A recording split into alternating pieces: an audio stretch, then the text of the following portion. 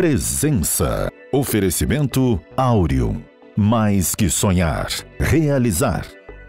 E Vista Azul Hotel. A Europa pertinho de você.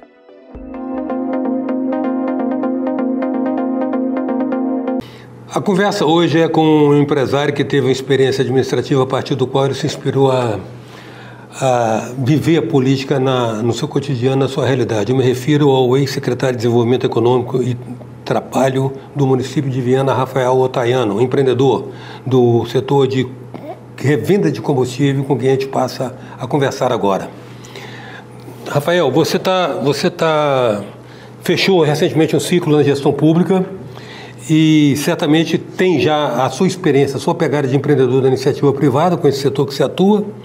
Como é que você compara o desempenho nos dois setores, a vida nos dois setores? Muito diferentes, mas primordialmente iguais. Iguais pelo seguinte, dependem de pessoas. Depende do gestor, do líder, quanta energia ele coloca e o que ele é capaz de articular para os recursos poderem se transformar em entregas e resultados. A diferença é que na iniciativa privada isso é mais rápido, é dinâmico. Você eventualmente vai mandar no seu negócio ou na sua equipe que você tem toda a liberdade. No poder público isso envolve muito mais articulação que você tem que fazer, tanto para os recursos quanto para as pessoas. E aí conseguir reunir isso leva muitas vezes mais tempo. Acho que essa é a diferença e semelhança que existe. Exige paciência, então. Paciência com prazos, paciência com a pegada, com o ritmo das coisas. Paciência, mas com energia. Porque se você for muito paciente no poder público, as coisas não acontecem. É a referência que a gente tem. Que no poder público se fala muito, engambela demais e as entregas não são feitas. Como eu venho da iniciativa privada, é o contrário. O resultado, a entrega é o primordial. Essa é a referência que a gente tem para buscar. Você vem da experiência também interessante que o município de Viana desenvolveu, que foi essa... Quando você foi secretário de desenvolvimento lá, você foi secretário de desenvolvimento econômico e do trabalho, e a pasta foi retirada da área da assistência social, onde tradicional e secularmente ela fica. Foi transferida à área de trabalho, a pasta de trabalho foi transferida para a área de desenvolvimento. Isso foi a sacada do prefeito? Foi a sacada do prefeito e eu realmente tenho que parabenizar o prefeito Anderson, porque quando ele fez isso, muda a perspectiva do trabalho. Se você imaginar a assistência social, está muito ligada àquelas pessoas em situação de vulnerabilidade, que estão ali recebendo muitas vezes algum tipo de benefício social. Então o emprego para essa pessoa seria o ponto máximo que ela vai alcançar, imaginando que ela está saindo de uma necessidade social. Já quando você traz a pasta de trabalho para o desenvolvimento econômico, a gente imagina que a qualificação e emprego é só o início da jornada da pessoa, que vai trabalhar numa empresa e crescer ou também pode vir empreender. Então você muda essa perspectiva, muda a cultura pela qual todas as suas iniciativas passam a ser feitas. E de uma certa maneira, essa mudança, quando você está sintonizado com as demandas potenciais do município, a partir da descoberta das suas novas vocações, como está acontecendo lá agora com logística, né? Ela tem vantagens comparativas excepcionais na Grande Vitória. Você também muda e aprimora o perfil qualitativo da mão de obra, né? Com toda certeza. Essa foi uma das mudanças que a gente fez também. O fato de eu ter vindo da iniciativa privada e na época eu presidia anteriormente a Associação dos Empresários faz com que eu conhecesse a realidade de dentro, a real demanda que os empresários tinham de trabalho, de emprego. Então eu já sabia qual era a necessidade e trouxe esse ajuste para dentro do poder público, fazendo com que as qualificações fossem muito mais objetivas, de fato, qualificando as pessoas para a oportunidade que existe e não qualificando as pessoas para uma esperança de um dia conseguir um emprego que nem é demandado.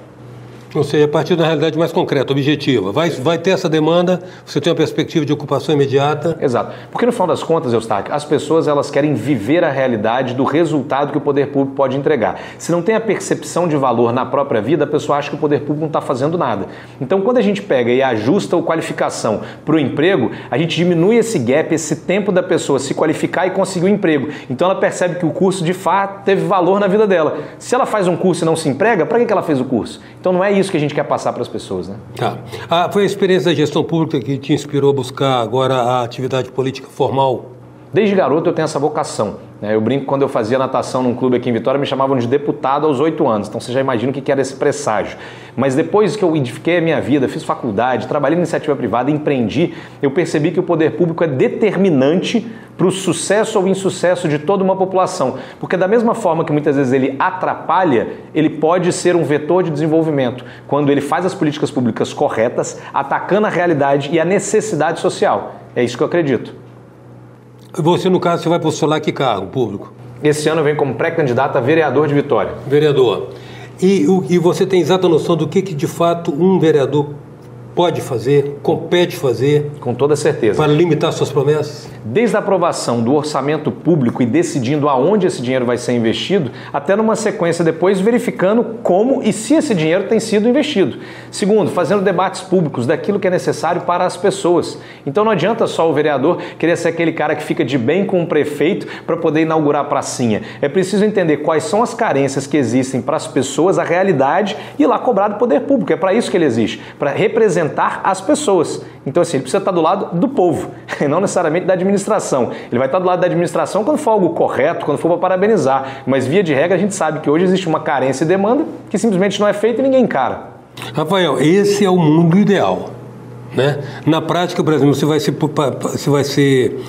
vai ser candidato, eventualmente eleito pela soma de votos da legenda do seu partido, e você vai estar subordinado às decisões que o seu partido tomar com poder majoritário. Como é que fica isso? Como é que você se coloca? Eu tenho muita clareza de que eu tenho meus valores e os meus princípios, né? Então, assim, o partido para mim é um veículo que representa os meus valores e os meus princípios. Chegado o momento da decisão, ainda assim eu preciso ser lembrado que, por mais que eu tenha sido eleito em um partido, eu fui eleito pelas pessoas. Então, o meu referencial é sempre a população e o eleitor.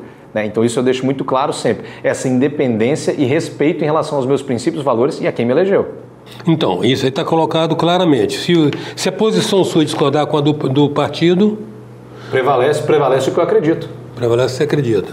É uma declaração temerária, ousada, disruptiva e inovadora no que diz respeito à nossa cultura política prevalecente. Você sabe, né? Sei, mas eu acredito que está muito orientado pelo seguinte: a própria escolha do meu partido já foi tomada por vamos dizer assim, uma semelhança, uma sintonia de valores e de princípios, diferente do que é feito na política, que normalmente usa-se o partido apenas como um veículo para se eleger. Então, no momento em que eu alinho os meus princípios, os meus valores, a tendência é que, bem provavelmente, toda vez que eu for confrontado com decisões, tanto o que eu acredito quanto o que o meu partido acredita, vai estar em alinhamento. E ainda que haja, vamos dizer assim, uma dissonância, eu vou ter o respeito do meu partido pelo que eu acredito, porque eu nunca vou fazer nada errado, meu foco é respeitar e fazer o que é correto. Então, estando de acordo com isso, não vejo problema. Tá. Você se insere bem no recorde das pessoas que sentem o chamamento da política e entram realmente buscando melhorar seus contextos. Normalmente se decepcionam porque o jogo é pesado e as opções que se lhes oferecem ou aderem ou são cuspidos. Então você está disposto a criar uma terceira via, que é de se fazer impor, fazer prevalecer seu sistema de valores, né? E não transigir em relação a isso. Eu tive a experiência de 11 meses no poder público, fiz entregas e em momento nenhum foi necessário que eu abrisse mão do que eu acredito e nem fui submetido a nenhum tipo de jogo político. Mas o mais legal é que, de fato, as redes sociais, elas nos trouxeram uma outra realidade, Eustáquio. A todo momento eu estou com a cara para as pessoas, tudo que está sendo feito, meu dia a dia, as pessoas acompanham. E política acaba sendo uma equivalência de poder e status. Então, à medida que eu demonstro tudo aquilo que eu faço, se é correto, as pessoas vão reconhecer, então ganha-se status. Qualquer pessoa que queira exercer poder com relação a mim, ela tem que entender que ela vai perder em alguma etapa, porque ela pode querer fazer algo errado e eu não comungo com isso. Então, nesse viés das redes sociais, trazendo transparência, é onde eu acredito que, estando do lado do povo, quanto mais olhos me olhando, mais garantias eu tenho de manter o caminho certo. E assim, e não me render às pressões que podem vir a acontecer. Entendi, mas na verdade aposto na postura nova como fator de diferença, né? Diferença na nossa cultura política. Se eu não ser mais do mesmo. Se eu não for capaz de, ao longo do tempo, aprender com os que vieram antes de mim, os seus acertos e os seus erros, corrigindo os erros e aprimorando os acertos, o que nós estamos fazendo aqui, Eustáquio? Isso é o que deveria orientar toda a reflexão de um candidato logo quando ele se elege, né? Logo quando ele se elege ou quando ele se dispõe a ser candidato. Qual é a proposta? Efetivamente, né? Qual é a proposta? E, infelizmente, a prática política recorrente, você vê que a própria palavra política, ela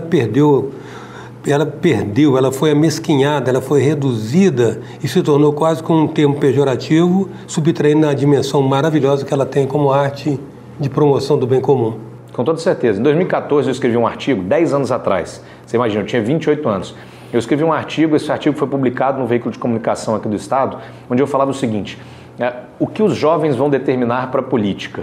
Porque nós temos jornalistas que nos inspiram, nós temos empreendedores que nos inspiram, nós temos pais, mães, nós temos uma série de pessoas que são referência. E na política?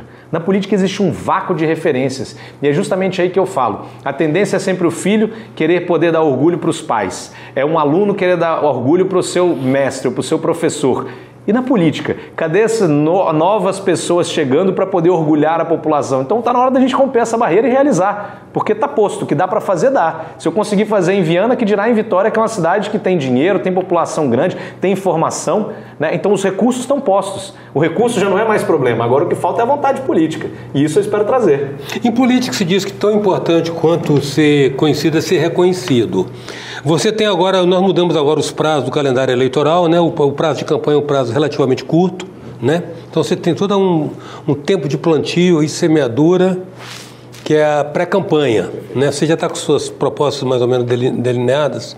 Já estamos, e o mais legal é que a gente tem escutado bastante as pessoas, porque o que a gente tem percebido é que nessa dissonância, esse afastamento da política, ele costuma acontecer não só um afastamento das pessoas, mas um afastamento da realidade. Então, como os problemas estão postos, os potenciais estão postos, a gente tem justamente agora se ancorado em mostrar para as pessoas quem é o Rafael, da onde ele vem, quais são as competências que ele tem, mas principalmente o que ele pretende realizar na cidade de acordo com aquilo que as próprias pessoas falam, que elas sentem no coração e que elas veem todo dia. Né? Não tem que inventar, a gente tem que reconhecer e partir da premissa que a solução ela existe. Então vamos correr atrás e vamos entregar. Você está acolhendo uma pauta que vem da comunidade, você não está propondo uma pauta à comunidade. Nem posso ser esse cara, até porque se eu pretendo ser vereador, representar as pessoas, eu preciso estar aberto para o debate, escutar as diferentes opiniões e veja, muitas vezes de pessoas que têm pensamentos até diferentes dos meus, sobre aspecto ideológico, sobre aspecto de ideias, mas eu tenho que saber realmente fazer um liquidificador disso e trazer solução. É o que se espera de mim como político e como um futuro vereador. Até porque está na hora de acabar com essa história de que democracia é boa quando concordam comigo, né? Exatamente. Né? Você tem alguma ideia que já levanta como bandeira, além dessa... Você está propondo aí como nova grande ideia a postura disruptiva de um candidato. Mas você tem algumas ideias mais, assim, objetivas no que diz respeito ao trato de Vitória? Com toda certeza. Tem uma das propostas que a gente tem muito foco, que é relacionada aos jovens. Hoje, como a gente percebe que os jovens são muito utilizados no tráfico e há uma grande evasão no que diz respeito ao sistema de ensino, a percepção é que se a gente tiver um grande programa de estágio de governo, a gente consegue fazer com que jovens que estão ali no seu segundo, terceiro ano possam estar estagiando dentro do poder público, enquanto estagiam, recebam uma bolsa, então essa bolsa já faz com que esse jovem possa acessar um pouco de capital, que é o drive que normalmente ele vai buscar dentro do tráfico, é o dinheiro para poder pagar as suas coisas, mas ao mesmo tempo você trazer conhecimento e oportunidades para esse jovem, saindo da escola, possa se conectar também com novas ofertas de emprego. Veja, com uma experiência dentro do poder público. Então você imagina todas as empresas que lidam com o poder público, se pudessem trazer um primeiro emprego, um primeiro estagiário, aquele que já teve uma experiência, que conhece a máquina pública, que sabe como funciona, até as pessoas a quem buscar lá dentro. Então esse é um caminho que a gente acredita que pode mudar tanto o jovem periférico, jovem que está ali numa condição de necessidade social, como também mudar o aspecto da segurança pública, quando eu afasto esse jovem do tráfico e trago ele para dentro de uma inserção social dentro do poder público. Rafael, sucesso para você. Agradeço muito a sua disponibilidade de estar conosco aqui, debatendo suas ideias. Eu que agradeço. Já te vejo na TV tem 30 anos, desde que você atrapalhava os meus desenhos, então eu fiquei muito feliz, uma grata oportunidade e Deus te abençoe. Obrigado mesmo. A presença hoje do ex-secretário de Desenvolvimento Econômico e Trabalho do município de Viana, empresário, empreendedor, Rafael Otaiano, como se viu, candidato a vereador.